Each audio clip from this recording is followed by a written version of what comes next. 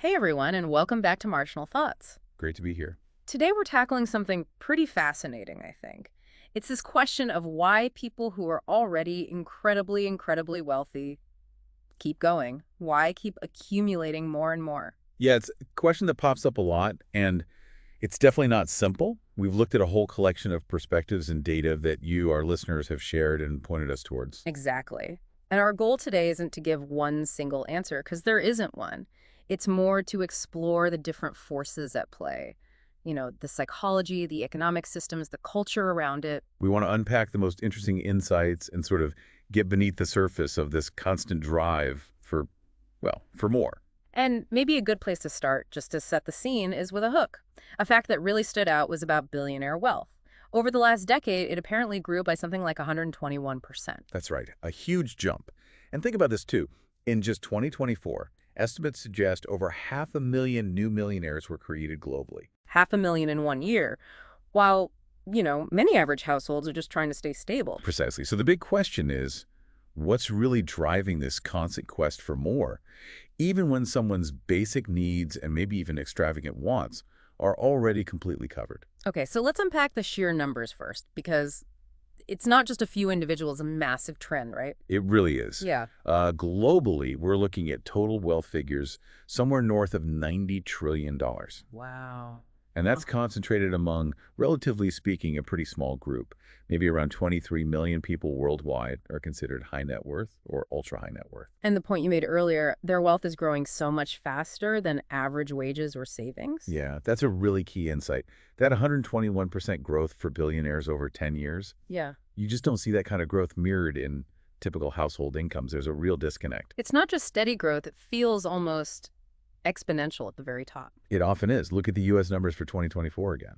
About 8.4 million millionaires, which is up 7.3% in just that single year. A 7.3% increase in millionaires. In 1 year, yeah. And globally, the billionaire class collectively holds something over $14 trillion now. And that number keeps climbing fast. You mentioned Jensen Huang from NVIDIA as an example. Right, his net worth crossing $100 billion in 2024. And the crucial thing there, the thing that really highlights the dynamic, is how it happened. It wasn't mostly salary, right? Not primarily, no. It was overwhelmingly driven by his company's stock price shooting up like 171%. Okay, so that's the key difference. Exactly. For many ultra-rich individuals, wealth growth isn't about earning more income from a job. It's about the assets they already own.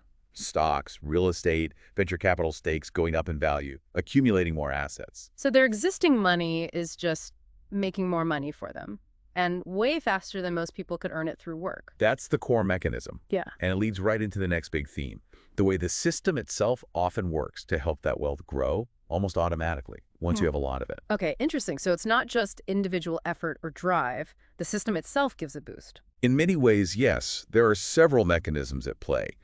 The most obvious one is compounding returns. Right. Money making money. Exactly. You invest your capital. Those investments generate returns, dividends, interest. The value goes up. Then you reinvest those returns, and they start earning returns too. It snowballs. But the snowball effect works for small investors too, right? What's different? It's the scale, absolutely massive scale. If you have, say, $1,000 and get a 10% return, that's $100. Nice, but, if you have $10 billion and get that same 10% return, that's $1 billion. Okay, yeah. That's a different league entirely. The growth itself becomes enormous. Dramatically so. The sheer size of the base capital accelerates everything. And then there's the tax side of things. That came up quite a bit, this idea that the tax system plays a role. A very significant role. This is one of the kind of starkest points. Tax policies often end up favoring wealth that comes from owning assets over wealth that comes from earning income. How does that work? Well, think about capital gains tax. That's the tax you pay when you sell an asset like stock or property from profit. In many places, like the U.S., those tax rates are often much lower than the tax rates on regular income from a salary. Wait, so someone making millions selling stock might pay, what, 15 or 20% tax on that profit? Potentially, yes. While someone earning, say, $60,000 from their job could be in a higher income tax bracket, maybe up to 37%. Proportionally speaking, yes, that disparity can absolutely exist. It's pointed out as a fundamental structural advantage for people who hold assets versus people who earn wages. Wow. There was this example from Australia mentioned in just one quarter. The total value of property holdings went up by $125 billion. Okay. But total wages across the country only went up by about $4.35 billion in that same period. It just shows how skewed the growth can be towards assets. That really paints a picture. It's not just about how much you make, but how much your stuff makes for you and how that gain is taxed. Precisely. And tied into this whole system aspect, you absolutely have to talk about inheritance. Ah, passing wealth down through generations. Right. We're apparently entering a period called the Great Wealth Transfer.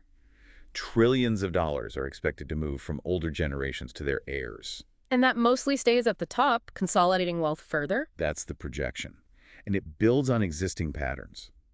Data suggests something like 60% of current billionaires inherited at least some, if not most, of their initial fortune. You think of families like the Waltons or Mars or the Kochs. Exactly. Those fortunes were built, then passed down, then grown further. It creates these powerful economic dynasties. And probably a strong motivation to keep growing it for the next generation, too. Absolutely. Wealth accumulation becomes less of an individual goal and more like an ongoing family or institutional mission. Preserve and grow. Okay, so the system definitely seems to grease the wheels for wealth to grow once it's established, but let's shift gears a bit. What about the internal stuff, the psychology? What does having that much money actually feel like? What does it represent beyond just buying things? Yeah, this is where it gets into motivations that aren't purely about the balance sheet. Once basic needs are met, wealth starts taking on these powerful symbolic meanings. Like control, power. That's a huge one. Wealth translates pretty directly into influence. You can influence politics through donations and lobbying. You can influence media. You have leverage in business deals. So figures like Musk or Bezos, their power isn't just economic, it's cultural, political, too. Immense cultural and political capital comes with that level of wealth. For some, especially maybe those who built their fortunes from scratch, the drive for more wealth seems deeply connected to a desire for control. Control over their projects, their environment, their destiny. Money is the ultimate tool for that. It seems almost primal in a way. It could tap into something quite fundamental, yeah. But here's something that surprised me. The idea that even with billions, fear and insecurity can still be drivers. That feels backwards. It does sound counterintuitive, doesn't it? Huh. But the perspective offered is that extreme wealth doesn't necessarily eliminate insecurity, it just changes the focus of it. How so? Instead of worrying about rent, maybe you worry about massive market crashes wiping out a chunk of your fortune, or major lawsuits, political instability in countries where you have assets, or even just health crises that money can't fully solve but might impact your control or longevity. So piling up even more wealth becomes like extreme insurance, a giant buffer against catastrophe. Kind of, yeah. It can feed this mindset of needing to insulate yourself from absolutely any conceivable threat, no matter how unlikely. A sort of survival of the richest, hedge against uncertainty. More wealth equals more layers of safety, real or perceived. Okay, that's a different way to think about it. And what about legacy, wanting to leave a mark? Definitely another major psychological driver. Money is a way to achieve a kind of permanence, or at least a lasting impact. Through things like foundations. Exactly. Setting up large foundations, like the Bill and Melinda Gates Foundation, funding universities or museums, putting your name on buildings, creating trust that lasts for generations. These are all ways the wealthy can project their influence and values far into the future. It's a way to shape history after you're gone. So it taps into that desire for meaning, maybe, for immortality, in a sense. I think so. It allows for impact on a scale most people can't imagine, and that can be a powerful motivator, linking wealth to significance beyond one's own lifetime. Now, there's another angle that seemed really important, social comparison. It's not just how much you have in absolute terms, but how much you have compared to other rich people. Yes, this is the concept of relative deprivation, but applied at the very top. We all compare ourselves to our peers, right? Sure. Well, if you're a billionaire, your peer group is other billionaires, or maybe multi-millionaires. So even if you have, say, $50 million, if everyone in your circle has $200 million or $1 billion, it might not feel like enough. It can create that feeling, yeah. It's like being on an endless ladder. There's always someone richer, someone with a bigger yacht, a private island, more influence. This constant upward comparison can make even immense wealth feel, well, less immense, relatively speaking. That sounds exhausting. And probably fuels a lot of competition. Oh, absolutely. You see it play out not just in business rivalries, but in social status competitions, too. Yeah. Think about the kind of public spats between figures like Musk and Zuckerberg. It's partly about business, sure, but it's also clearly about ego, status, dominance within that elite sphere and in the public eye. And does this comparison thing tie into lifestyle? Like needing to spend more just to keep up? Definitely. It's closely linked to what people call lifestyle inflation or lifestyle creep, but on a massive scale. To maintain your identity and standing within that ultra-wealthy peer group, there are certain expectations. Like what? Private jets? Multiple mansions? Yeah, that kind of thing. Plus the associated costs, staffing, security, maintenance, access to exclusive events or clubs. The cost of just being in that world escalates as your wealth grows, partly because the benchmark set by your peers keeps rising. So you need more money just to stay in the same relative place? In a way, yes. It can feel like you need to keep accumulating simply to sustain the lifestyle and social position that's come to define you, which itself is partly driven by comparing yourself to others doing the same. It's quite a cycle. And these aren't just abstract ideas. We see these dynamics having real-world effects, right? Both Yep. individual behaviors and bigger societal impacts. Absolutely. The way these forces play out at the top has ripple effects.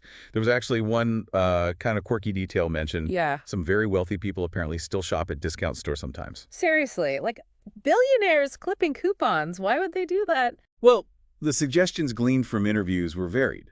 Maybe some lingering anxiety from less wealthy times. Maybe a desire for a bit of simplicity in a complicated life. Maybe even sort of a subconscious guilt or awkwardness about their extreme wealth. It's just a small anecdote, but it hints at the complex psychology involved. Interesting. And there was also that point about some wealthy people maybe worrying about the fairness of the system itself. Yes, particularly in one analysis from Australia. It noted this undercurrent of concern among some asset holders that the wider public might eventually catch on to how rigged the system is in their favor, as one quote put it. An awareness that their gains, especially lately with inflation, have come largely from assets growing while wages stagnated. Exactly. And maybe a slight worry about the social stability of that imbalance if it becomes too obvious or extreme. Which leads us directly to the biggest societal impact discussed: rising inequality. Yeah, that's the unavoidable consequence. Wealth concentration is accelerating. In the U.S., the top 1% now holds something like a third of all national wealth. The bottom 50% holds barely 2 or 3%. And similar patterns elsewhere. Yes, in Australia, the richest 200 people were cited as controlling wealth equal to almost a quarter of the entire country's annual economic output, its GDP. This isn't just numbers on a page. It affects social mobility, opportunity, potentially even economic stability. And that concentration of wealth translates into political power, which can then reinforce the system that created the wealth. That's the feedback loop. Through campaign donations, intense lobbying efforts, funding think tanks, the ultra-wealthy can exert significant influence on policy. Things like tax laws, regulations, maybe even climate policy. All of the above. Policies can end up favoring their interests, sometimes arguably at the expense of the broader public good, and this perception can erode trust in democratic processes. And culturally, does the focus on extreme wealth have an effect? It seems so. The media often glamorizes billionaire lifestyles. Right. And online, you have this pervasive hustle culture narrative. It can contribute to a societal mindset where chasing extreme wealth is seen as the ultimate goal, creating pressure and maybe unrealistic expectations for everyone. Okay, so let's try to synthesize this. We asked why the ultra-rich keep wanting more. It sounds like there's no single easy answer, like greed. No, it's really a mix of interconnected factors. You've got the system itself, how capital gains, compounding, taxes, inheritance make it easier for wealth to grow exponentially once you have it. Right, the structural tailwinds. Then you have the psychological drivers, the desire for control, for power, for security, even if it's security against unlikely events, and the drive for legacy, for impact beyond their lifetime. And layered on top of that is the social dimension. Exactly. That constant comparison with peers, the endless ladder, and the pressure to maintain a certain escalating lifestyle and status within that group. So it's this complex interplay of the external system and internal human drives, all amplified by having enormous resources to begin with. Precisely. It paints a much more nuanced picture than simply labeling it as greed. Although, of course, basic acquisitiveness might be part of the engine for some. Looking at all these pieces together, it definitely makes you see this phenomenon differently. It's systemic, it's psychological, it's cultural, it's complicated. And maybe, thinking about all this, the most important question isn't just why they want more. Perhaps the more challenging question these perspectives push us towards is, Yeah. Is what?